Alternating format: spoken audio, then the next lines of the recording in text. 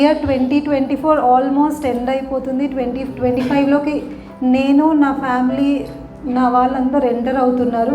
ఇంతకంటే గొప్ప మిరాకిల్ లైఫ్లో ఏముండదు. ఎంతమందో ఈ డే చూడలేదు, హాస్పిటల్లో ఉన్నారు, చనిపోయారు. 2024 నైట్ చర్చ్లో గడపడం హాస్పిటల్లో కంటే అంతకంటే బ్లెస్సింగ్ ఏముండదు లైఫ్లో. నా ప్రకారం అదే ఇయర్ మొత్తంలో ద బెస్ట్ బ్లెస్సింగ్ అని నేను అనుకుంటున్నాను.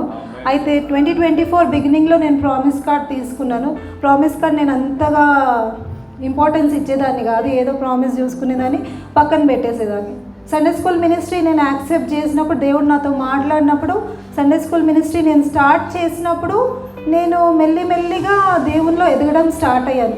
అసలు మార్నింగ్ 6 తర్వాత లెగడం అనేది నాకు ఇంపాసిబుల్, తొందరగా లెగడం నాకు ఇష్టమే లేదు. అలాంటిది అలారం పెట్టుకొని నా అంతటి నేనే మార్నింగ్ 4 o'clock లేస్తాను. మార్నింగ్ 4 o'clock లేచి 4 to 5 ప్రేయర్స్ చేస్తాను. ఎంతమందివో లిస్ట్ పెట్టుకొని వాళ్ళందరి కోసం ప్రేయర్ చేస్తున్నాను. ఇలా నేను కొన్ని మంత్స్ నుంచి స్టార్ట్ చేశాను.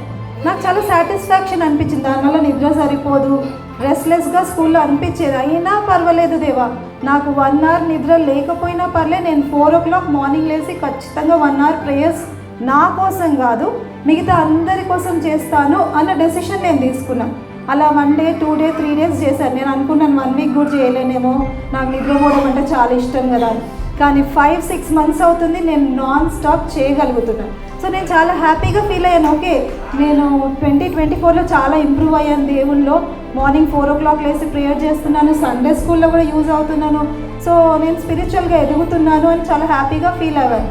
నా ప్రామిస్ నేను మర్చిపోయాను. ఈ లాస్ట్ 1 month నాకు ఏమైందంటే, ఇన్ని ఇయర్స్లో నా స్కూల్లో లైఫ్లో ఎప్పుడు రాని టెర్రిబుల్ ప్రాబ్లం వచ్చింది. ఎంత టెర్రిబుల్ ప్రాబ్లం అంటే నేను ఇంకా స్కూల్లోనే ఏడ్ చేశాను. ఎందుకు దేవా, నేను చేయని మిస్టేక్కి నన్ను అందరూ కలిసి బ్లేమ్ చేశారు, తిని చేసింది ఇలా అని. చాలా బాధపడ్డాను. నేను ఏం చేశానని నన్ను ఇలా బ్లేమ్ చేశారు. ప్రిన్సిపల్ అందరూ డిస్కస్ చేశారు. నన్ను ఒక్క మాట కూడా మా ప్రిన్సిపల్ అడగలేదు, నువ్వు చేసావా ఈ తప్పు అని. కానీ జస్ట్ నన్ను అలా ఇంకొక వార్నింగ్ ఇచ్చి నన్ను అందరూ అబ్జర్వ్ చేస్తూ ఉన్నారు.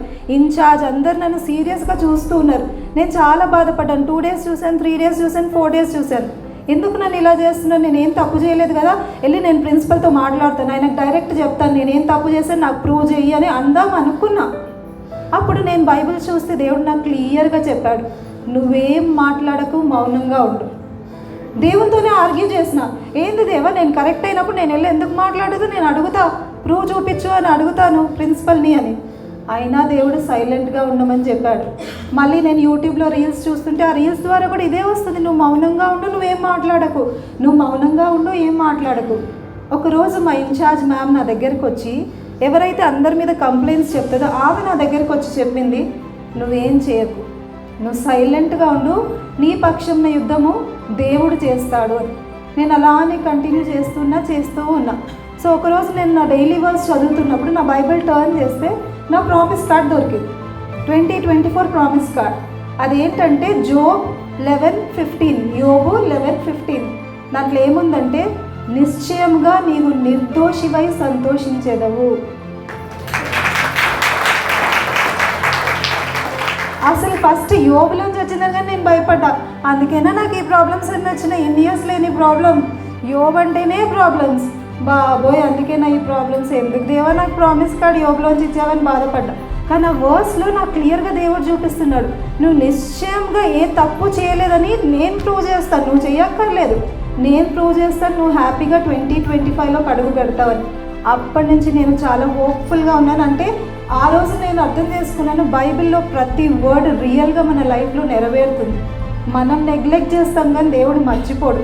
సో ఆ ప్రామిస్ నాకు ఏం నేర్పించిందంటే, వాగ్దానం తీసుకుంటే చాలా డిసైడ్ అయ్యి, ప్రిపేర్ అయ్యి, డెడికేషన్తో తీసుకోవాలి. ఎందుకంటే అది డెఫినెట్గా ఆ ఇయర్లో మన లైఫ్లో నెరవేరుతుంది. సో నేను 2025లో స్కూల్కి వెళ్ళినప్పుడు 2024లో ప్రామిస్ ఫుల్ఫిల్ అయ్యే నేను వెళ్తానని నమ్ముతున్నాను.